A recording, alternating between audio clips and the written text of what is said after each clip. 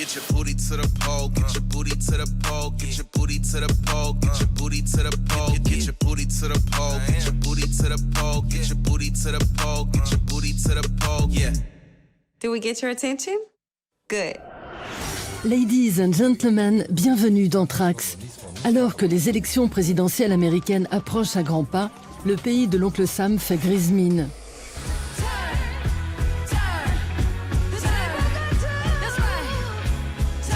Des débats houleux sur le racisme, un président imprévisible et la pandémie de coronavirus, les États-Unis sont à bout de souffle. Trax donne la parole aux artistes pour faire le point sur le rêve américain.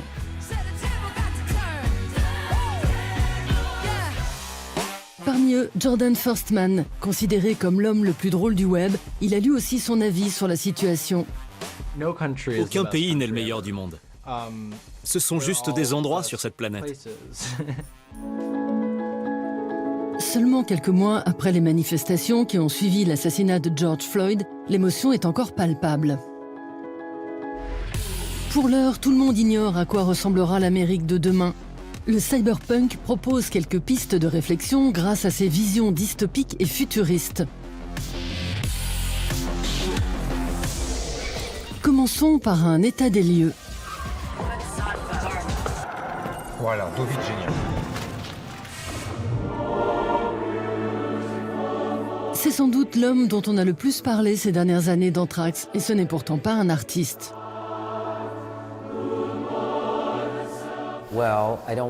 J'ai même pas envie de prononcer son nom. C'est le type dégoûtant qui dirige le pays d'où je viens. I, Donald John Trump, do solemnly swear that I will faithfully execute that I will faithfully execute the office of President of the United States. The office of President of the United States. Quoi? Vous déconnez? Ça s'est passé quand? Donald Trump, le mec qui a fait de la télé-réalité? So help me God. Congratulations. Malgré les moqueries sur ses petites mains, sa crinière et sa passion pour l'autobronzant, Donald John Trump est élu président des États-Unis le 8 novembre 2016. Le lendemain de cette élection, la planète entière avait désespérément besoin de bons conseils. À l'époque, même Bill Murray, d'ordinaire très avisé, n'en menait pas large. Alors ça, personne ne l'avait vu venir. Le résultat de cette élection va tout mettre sans dessus-dessous. Maintenant, nous allons voir si le processus démocratique fonctionne vraiment.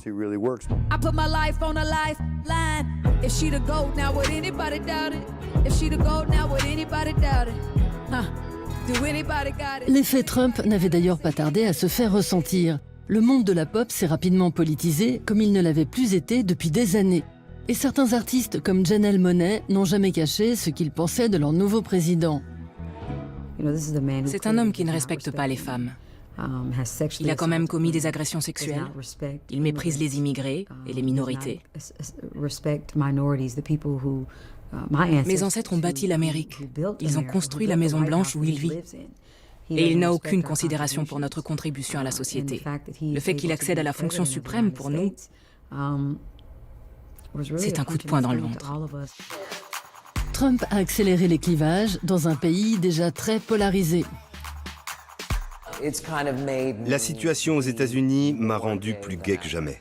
J'avais l'impression qu'il était de mon devoir de résister. Depuis, ma mère me demande tout le temps ce qui ne va pas. Tu étais un gentil garçon du sud des États-Unis et maintenant, on te voit sans arrêt tout nu sur Internet. Je lui réponds, « Maman, tu as voté pour ce type, débrouille-toi avec ça. » Taylor Swift s'est elle aussi invitée dans la campagne en soutenant ouvertement les démocrates. Taylor Swift broke her silence on politics over the weekend. Après 4 ans de mandat, le bilan démocratique de l'administration Trump est difficile. Outre une recrudescence des extrémismes de droite, une frange toujours plus large de la population n'hésite pas à remettre en cause tout le système politique américain.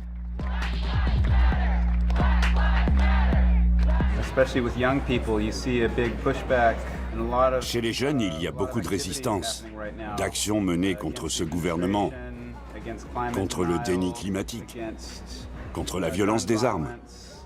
Il y a énormément de choses qui se passent dans le pays en ce moment.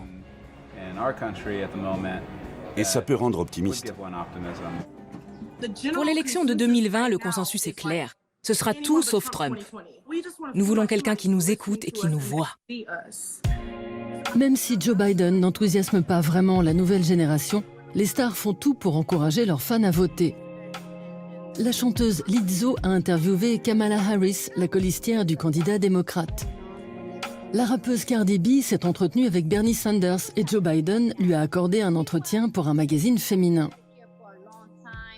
I, of course, think that we need a free college education. That's second.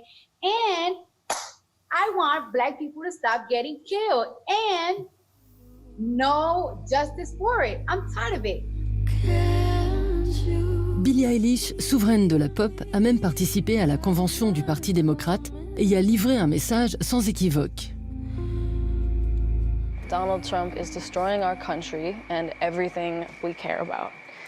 We need leaders who will solve problems like climate change and COVID, not deny them. Leaders who will fight against systemic racism and inequality. Même les stripteaseuses d'Atlanta se sont mobilisées en faveur de Joe Biden.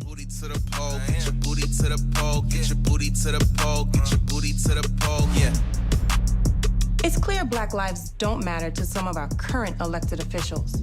If they matter to you, then don't let other people decide who's going to run your community. Get your booty to the poll. Donald Trump a bel et bien fait bouger l'Amérique. Mais pas tout à fait comme il l'avait prévu.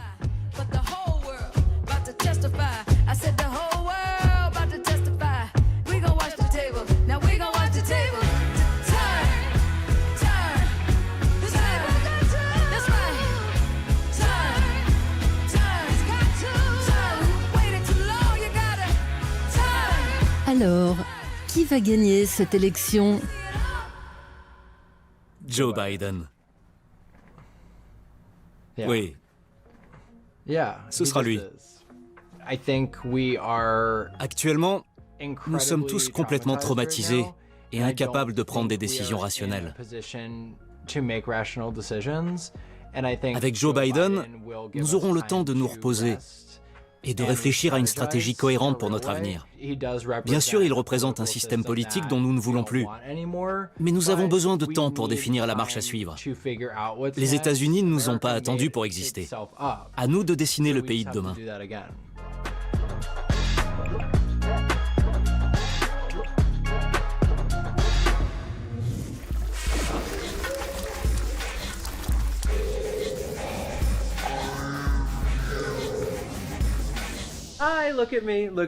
Salut, regardez-moi, regardez-moi, regardez-moi. Que je sois sexy ou drôle, que je sois de la nourriture ou quelque chose d'important ou d'éducatif, j'ai besoin que vous me regardiez et que vous me likiez. Je m'appelle Jordan Firstman. Je suis auteur, réalisateur, et il semblerait que je sois aussi comédien sur Instagram. Et voilà comment tout a commencé. Bibi, tiens-toi bien. J'ai une nouvelle incroyable à t'annoncer. Et si je te disais qu'on allait être nommé personnalité de l'année par Time Magazine? Ouais, on a réussi. Notre plan a fonctionné, je te l'avais dit. C'est notre année. On a fait en sorte que tout le monde reste à la maison et on leur a donné des bananes pourries et bim, ça a marché. Aujourd'hui, je ne peux plus voir cette vidéo. Je suis bien plus qu'un simple publicitaire pour du pain aux bananes. En plus, j'avais vraiment hésité à poster cette imitation parce que je ne l'aimais pas trop. Et finalement, ça a fait un carton. Un décollage en trombe pour celui qui a gagné plus d'1 demi-million de followers depuis le début de la pandémie de Covid. Firstman compte parmi ses fans des célébrités comme Ariana Grande ou encore Katy Perry. Et suite à un passage dans le talk show de Jimmy Kimmel, le magazine Vogue l'a consacré homme le plus drôle d'Internet. Trax l'a rencontré chez lui, à Los Angeles. C'est ici que sont nées ses fameuses imitations pendant le confinement. Je me suis fait connaître au moment où nous étions tous dans la même situation, parce qu'on vivait la même chose. Nous étions coincés chez nous, impuissants face à cette pandémie. Personne n'avait la moindre idée de ce qui allait se passer. C'était à la fois très effrayant et stressant. Et puis j'ai réussi à faire rire les gens. En gros, j'ai voulu leur faire oublier ce que nous traversions pour qu'ils abordent cette crise avec humour.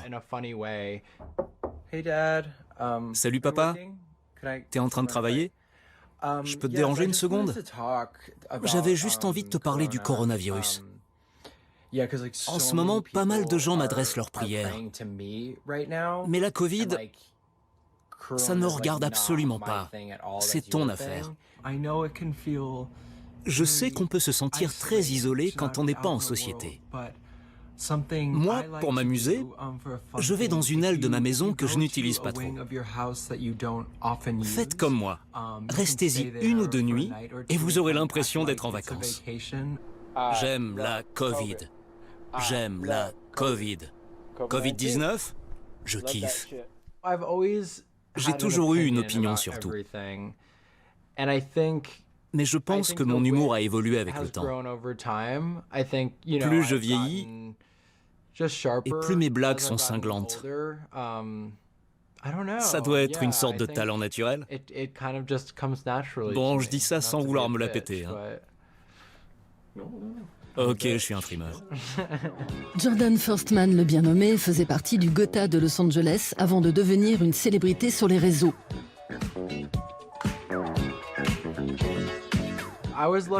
J'ai eu de la chance.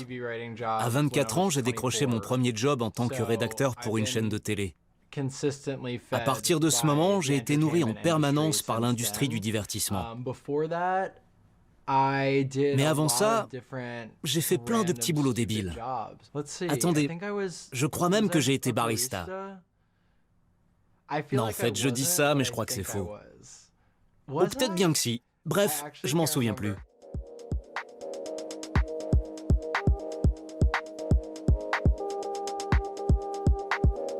Jordan Firstman a également travaillé en tant que scénariste pour des séries comiques comme The Other Two ou encore Search Party. Il a aussi tenu son propre rôle et réalisé des courts-métrages traitant de la masculinité et du mode de vie queer aux États-Unis.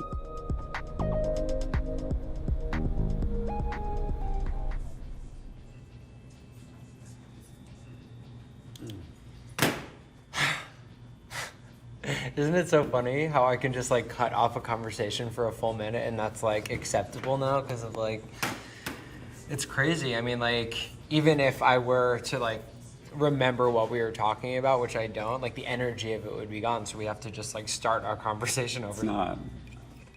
I just have always. J'observe beaucoup les gens qui m'entourent. Et donc pour mes imitations, je m'inspire de ce que je vois, de la vie.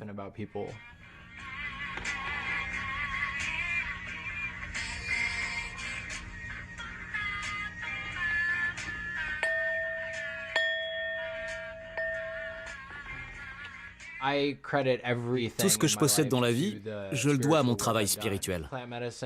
Les plantes médicinales ont complètement changé mon existence. Je pense que tout le monde devrait essayer. C'est sans doute mon message politique le plus important. La planète serait bien plus pacifique si chacun d'entre nous prenait de l'ayahuasca 1 fois tous les 2 ans.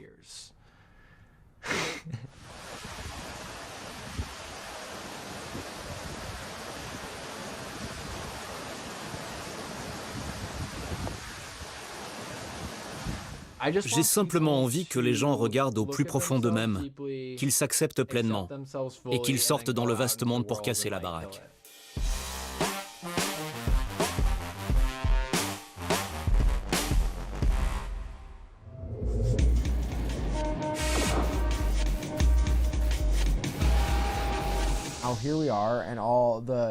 Voilà, c'est arrivé. Toutes les personnes intelligentes, drôles, sexy et cool me détestent. Et tous les imbéciles, les losers et les abrutis m'adorent. Ça y est, c'est dit. Regardez cette pétasse d'unité. Elle a réussi son coup. Moi aussi, je veux être comme l'unité. Mais non, je suis le racisme et j'en ai ma claque. Je suis trop vieux. Laissez-moi mourir. J'ai grandi dans une famille libérale dans laquelle on m'a toujours appris que je n'étais pas raciste. Pourtant, la structure même de notre société est raciste. En ce moment, la population est d'ailleurs en train de se réveiller et de s'en rendre compte. Il ne suffit pas de ne pas détester les Noirs. Nous devons agir tous ensemble, les aider activement et participer avec eux au démantèlement des structures qui les oppriment depuis tant d'années.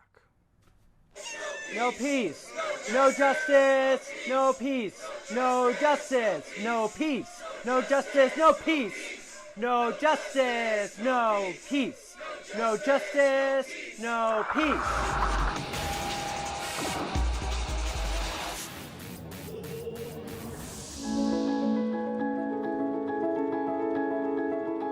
Depuis la mort de George Floyd, des citoyens indignés sont descendus dans la rue partout aux États-Unis pour scander « Black Lives Matter ».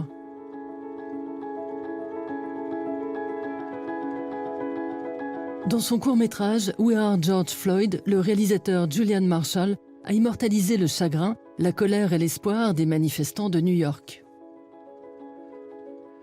Cornel West, professeur de philosophie et célèbre militant pour les droits civiques, a prêté sa voix pour le commentaire du film.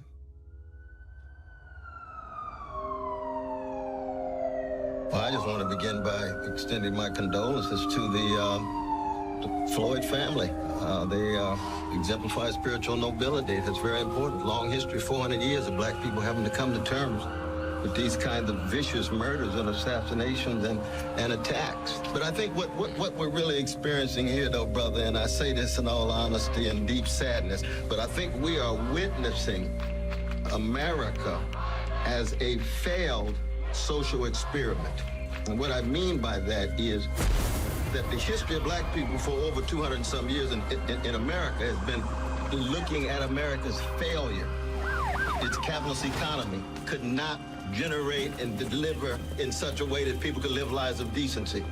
The nation state, its criminal justice system, its legal system could not generate protection of rights and liberties. And now our culture, of course, is so market-driven, everybody for sale, everything for sale. It can't deliver the kind of nourishment for soul, for meaning, for purpose. And so when you get this perfect storm of all of these multiple failures at these different levels of the American empire, and Martin King already told us about that. When I saw those pictures there in Atlanta, you could see Martin right there in Atlanta saying, I told you about militarism, I told you about poverty, I told you about materialism, I told you about racism and all of its forms. And what we've seen in America is now these chickens coming home to roost. And in this instant, you have Brother George, where it is so clear it is a lynching at the highest level. Nobody can deny it. And I thank God that we have people in the streets. Can you imagine this kind of lynching taking place? And people are indifferent. People don't care. People are callous. But you know what's sad about it though, brother? At the deepest level? It looks as if the system cannot reform itself.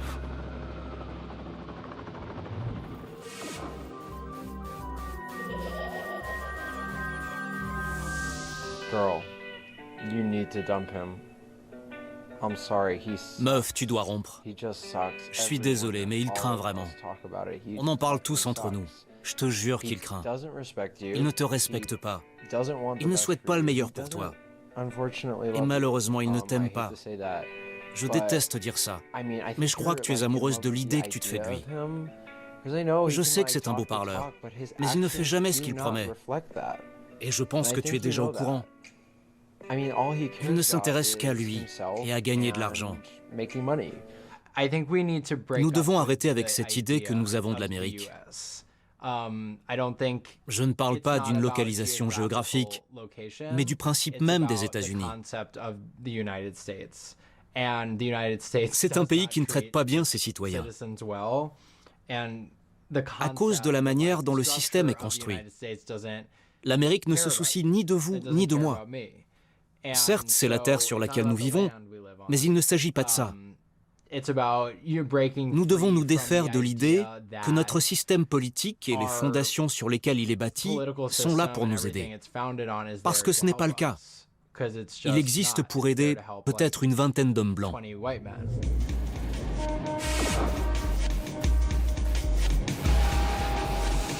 In 2077, they voted my city the worst place to live in America. Main issues, sky-high rate of violence, and more people living below the poverty line than anywhere else. La communauté geek est sur des charbons ardents. Au mois de novembre sortira Cyberpunk 2077, le jeu vidéo révolutionnaire que les gamers attendent depuis plus de 7 ans.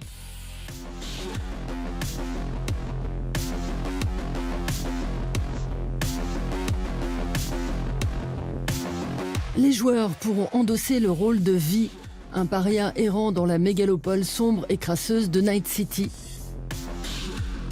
La hype a atteint des sommets quand on a su que Grimes, l'icône de la pop et l'acteur Keanu Reeves étaient de la partie. Né dans les années 80, le cyberpunk est en pleine renaissance.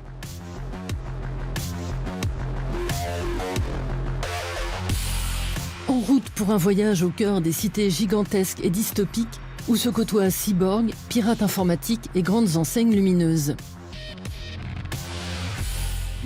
Nous vivons à l'ère du cyberpunk. Oui, le cyberpunk, il y a ce côté, ce fantasme de relier, de se transformer soi-même.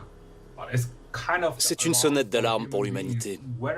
Nous devrions prendre le temps de réfléchir et faire le tri entre les technologies que nous voulons développer ou non. Le revival du cyberpunk bat son plein. Elon Musk a même récemment lancé son Cybertruck, un pick-up 100% électrique au look futuriste. Mais on peut aussi citer Altered Carbon, une série Netflix dans laquelle la mémoire des gens est stockée dans des puces électroniques. En 1988, Mike Pondsmith a posé les bases de ce courant dérivé de la science-fiction avec le jeu Cyberpunk 2020, considéré comme un classique du genre. Plus de 30 ans plus tard, le nouveau jeu vidéo s'en inspire largement. J'ai voulu recréer cet environnement dans lequel des milliers de personnes croisent votre chemin chaque jour, telles des ombres dans une ville humide et dangereuse. Tous ces secrets et ces histoires, j'ai voulu les capturer et les transposer dans le futur. Et cela a été possible grâce au cyberpunk. Ce que j'aime, c'est cette fusion entre société dystopique et technologie. Le tout dans une esthétique de film noir. Lars Schmank est spécialiste en sciences des médias. Il a participé cette année à la conception d'un ouvrage de référence sur le cyberpunk, dans lequel il analyse pourquoi ce genre est le reflet de notre culture. Aujourd'hui, le cyberpunk est pertinent dans la mesure où il questionne les rapports entre l'humanité et la modernité. Comment abordons-nous les technologies au quotidien et à quel point y sommes-nous vraiment habitués ? La question de l'égalité des droits est également une thématique reprise par le cyberpunk. Théoriquement, c'est un genre dont l'intérêt réside précisément dans la prise en compte de la question suivante: qu'est-ce qui constitue un être humain ? C'est une métaphore qui mérite d'être explorée, et je vois dans ce questionnement un très grand potentiel, particulièrement en ce moment.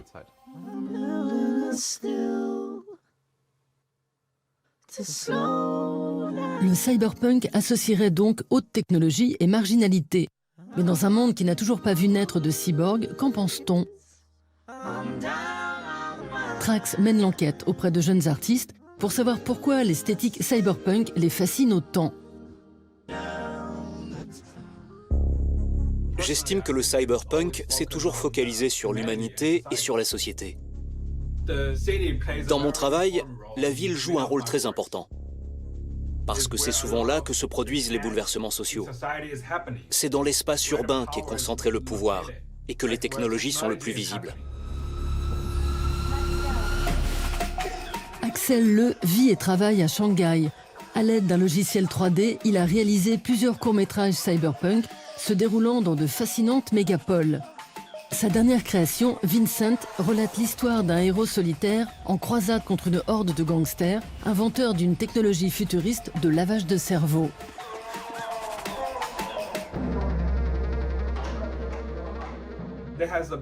Ces derniers temps, plusieurs villes dans le monde ont été le théâtre de conflits sociaux. Shanghai en fait partie. Ce type de lutte est une thématique très présente dans de nombreuses œuvres cyberpunk. Et c'est pourquoi ce genre est encore très pertinent aujourd'hui. Dan Hughes est un designer graphique italien. Les œuvres dystopiques qu'il publie sur son compte Instagram reflètent elles aussi l'état de notre société.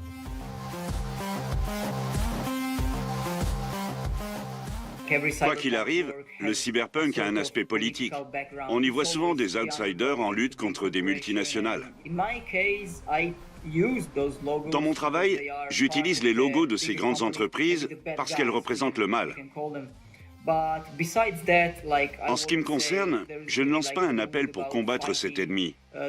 Il s'agit plutôt d'apprendre à vivre avec lui. Il y a pourtant un problème avec cette thématique récurrente propre au cyberpunk.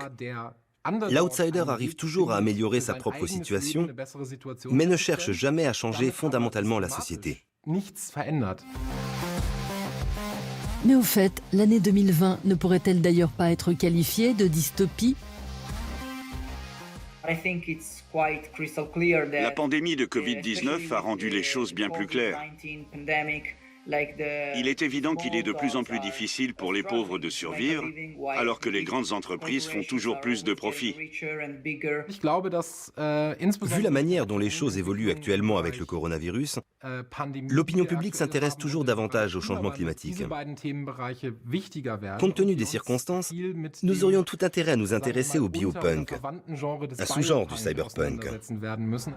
Mais qu'est-ce que le bio ou orgapunk ? Nous avons posé la question au duo de réalisateurs Seth Ickerman. Les deux Français viennent justement de sortir Blood Machines, un court-métrage lorgnant vers le space opéra. Notre film est plus orgapunk que cyberpunk, puisqu'on essaye plus de retrouver un équilibre avec notre nature, plutôt qu'un équilibre fantasmé avec les machines des années 80. Donc, le machine, ça parle de cette confrontation entre les machines et contre l'organique qui essaye de survivre, et dans un ultime sursaut avant de mourir écrasé par les machines, il y a ce combat ultime. Les deux cinéastes voient d'ailleurs une connexion entre le cyberpunk et leur travail. Le cyberpunk, pour moi, ma vision à moi, personnelle, c'est une sorte de réaction, finalement, envers le système. Toutes ces thématiques de la science-fiction sont toujours très proches d'une forme de philosophie. C'est une réflexion par rapport au monde qui nous entoure. On le voit avec la pandémie aujourd'hui, le numérique a pris une grande part dans notre système, mais si effectivement ça devient la norme, ça fait un peu peur. La nature de l'être humain, de se poser ces questions philosophiques et d'avoir ses peurs. Donc je pense que le cyberpunk va encore perdurer pendant longtemps, mais sous d'autres formes. Axel Le s'intéresse lui aussi à l'actualité. Dans sa vidéo intitulée The Journey, il prend à bras-le-corps la thématique du réchauffement planétaire. J'ai voulu créer une forêt numérique pour que les gens s'intéressent davantage à la protection de l'environnement. The Journey raconte l'histoire d'un astronaute qui revient sur Terre et qui découvre ce qui s'est passé pendant son absence. La planète a été détruite par les humains, probablement à cause de la pollution. Pour l'heure, personne ne sait si les technologies seront libératrices pour l'humanité. Elles risquent tout aussi bien de conduire le monde vers une terrible dystopie dont il sera impossible de s'échapper. Gardons un œil sur le cyberpunk qui promet de nous fournir bientôt des éléments de réponse. Trax, c'est quand tu veux et où tu veux sur arte.tv et les réseaux sociaux.